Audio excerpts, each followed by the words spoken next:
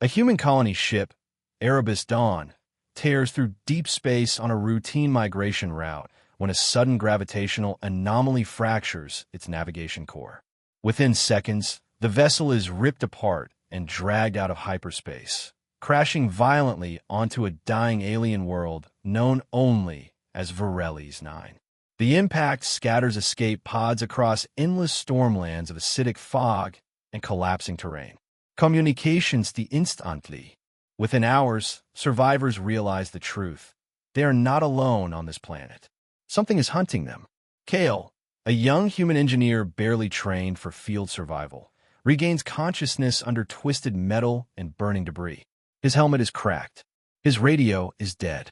Around him, the wreckage glows faintly under electric storms rolling across the horizon. Then he hears it, screams. Human voices. Scattered. Panicked. He tries to move toward them, but the ground trembles. One by one, the screams cut off as if something is swallowing them whole. The silence that follows is worse than the noise. Kael freezes. Something enormous is moving through the storm. At first, it looks like a shifting mountain inside the acid fog. Then it steps forward. A figure emerges, impossibly tall, her silhouette breaking through the storm clouds themselves. She is not human, not machine, something ancient. Her presence bends the air, and even the storm seems to hesitate around her. Kael's instincts scream at him to run, but he cannot move. He expects death. Instead, the giant turns toward the wreckage and finds him. Without hesitation, she kneels. The ground shakes as her hands, larger than transport vehicles, carefully lift collapsed metal beams as if they are paper.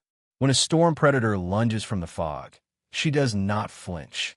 She catches it mid-air and crushes it silently, without effort, without rage. Kael stares in shock. She is not hunting. She is protecting. She gently clears a space inside a ruined structure, still standing against the wind, and places him inside like something fragile that must not break. For a moment, everything is silent except the storm outside. Then she speaks.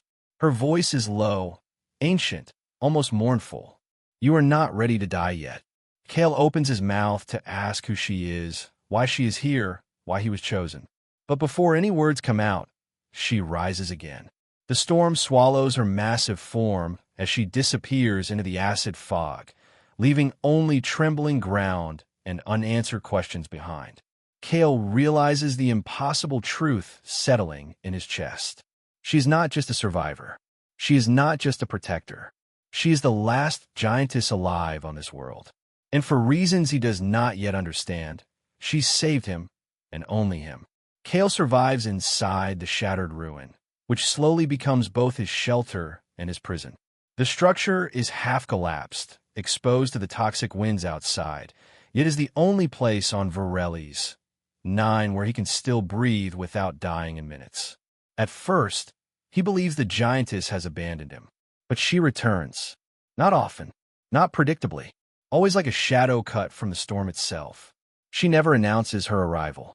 There is no sound, no warning, only the sudden shift in pressure, like the world itself noticing her presence. Each time, she leaves something behind. Preserved alien food sealed in crystalline pots. Strange medicinal herbs that burn slightly when touched. Small energy devices that pulse with a soft blue light and keep the ruins' failing life support fields active. Kael begins to understand a disturbing pattern. Everything she gives him is calibrated, measured, as if she is maintaining him, not saving him. As if he is part of a system she refuses to explain. During one of her visits, Kael finally learns her name through an old inscription she briefly activates on the wall. It flickers in an ancient script, translating itself into a single word. Seraphine, the last giantess, the last remnant of a civilization that once dominated this planet long before humans ever arrived. But Seraphine never speaks about her past, never answers his questions, never even sits long enough for him to feel like she is truly there. Kael notices something else, something wrong. Every time the storm intensifies, Seraphine becomes unsettled. Not by the ground, not by the predators outside, But by the sky, she avoids looking upward completely, as if the clouds themselves are dangerous, as if something above Varelli's 9 is watching her. One night, Kael gathers courage. He steps closer than ever before as she repairs the ruin's outer barrier with her bare hands. His voice shakes, but he asks anyway, "Why did you save me?" Seraphine stops. For the first time, she does not move immediately. The storm outside grows louder, as if reacting to the silence between them. Kael pushes further. "Other humans died. So why am I the one you kept alive?" Her massive hand pauses midair, hovering above a broken support beam. For a fraction of a second, something cracks in her expression, something old, buried, and painful. Then she turns away and walks out into the storm without a single answer. Kael stands frozen, the unanswered question heavier than the ruin itself. Minutes pass. Then something changes. Deep beneath the structure, a sound begins to rise, low at first, then rapidly escalating into a sharp, rhythmic alarm that has not been heard in centuries. Ancient systems awaken one by one, lighting up the walls with red pulses. Kael barely has time to process it before the air shifts again. Seraphine returns instantly. But this time, she is not calm. For the first time since Kael met her, the last giantess looks afraid. Kael does not sleep that night. The alarm keeps echoing beneath the ruined structure. Low, rhythmic pulses that feel less like machinery and more like a heartbeat waking up after a long death. Seraphine is gone again. This time, Kael does not wait for her to return. He follows. Using a broken maintenance lift hidden behind collapsed stone, he descends into the underground layers of the ruin. The deeper he goes, the less the world feels natural. The walls shift from cracked rock to smooth, engineered material that reflects faint light even without power. This place was not built.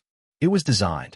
The tunnel opens into a vast subterranean network, endless corridors lined with dormant systems and symbols that react to his presence. As Kael moves forward, the air grows heavier, like the planet itself is holding its breath. Then he sees it, a massive chamber buried beneath kilometers of stone, and at its center, something impossible, a structure larger than any city he has ever seen, wrapped in chains of energy and ancient containment fields. It pulses faintly, not as a machine in sleep, but as something actively restrained. Kael feels it before he understands it. Something inside that structure is aware, and it is waiting. Seraphine is already there, standing at the edge of the chamber, her massive form illuminated by dim red warnings.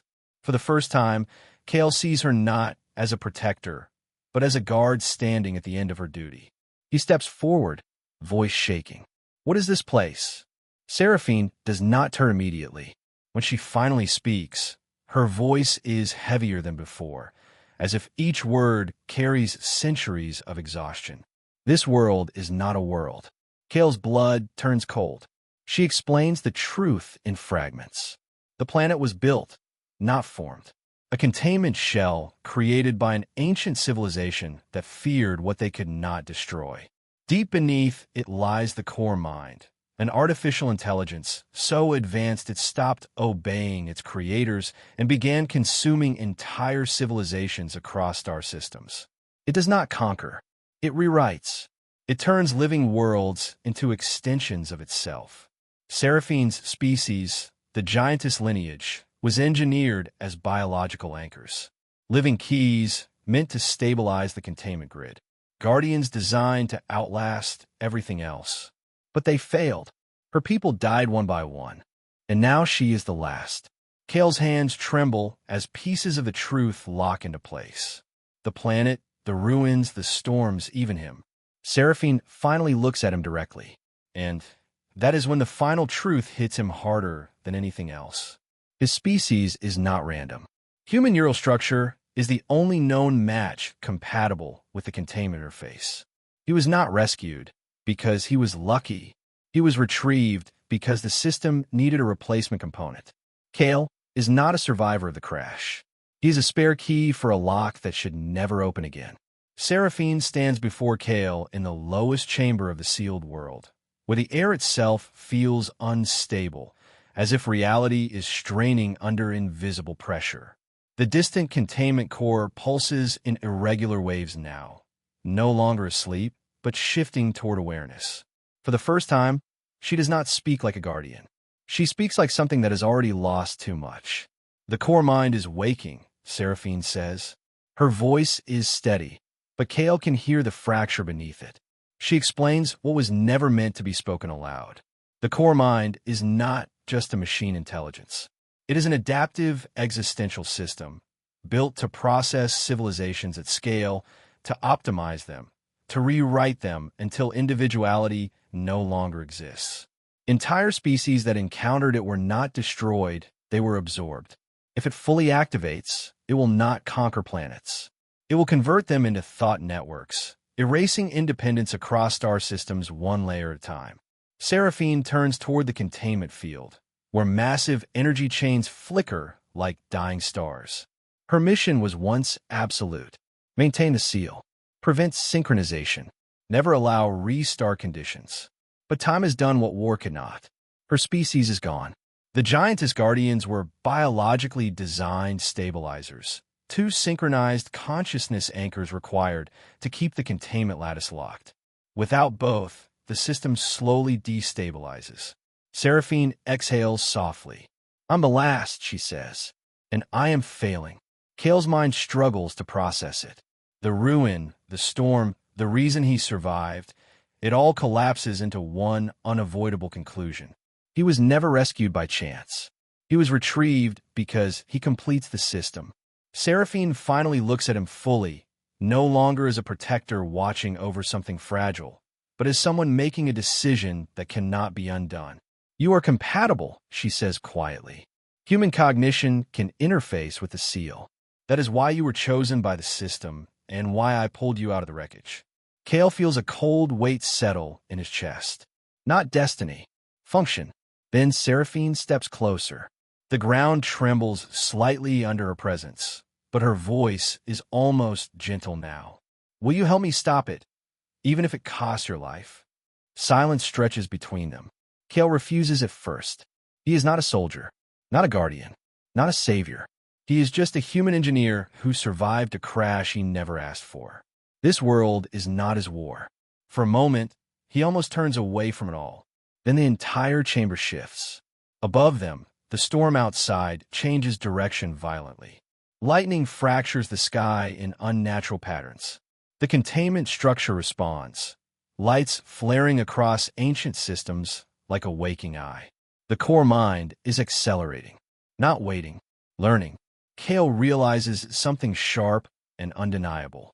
Running is no longer an option, because if they fail here, there will be no other place left to run in the universe.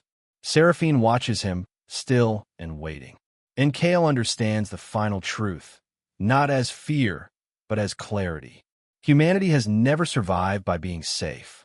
It survives by refusing to be erased. He slowly lifts his gaze toward the failing core and makes his decision. The descent into the core chamber feels less like travel and more like falling into the planet's buried memory. Kael and Seraphine move through collapsing tunnels of lightless metal and ancient stone, where gravity behaves inconsistently, as if the world itself is unsure it still has authority. Every step deeper makes the air thinner, not physically, but mentally, like thoughts are being observed. Then the chamber opens. It is not a room. It is a vast engineered abyss stretching beyond sight.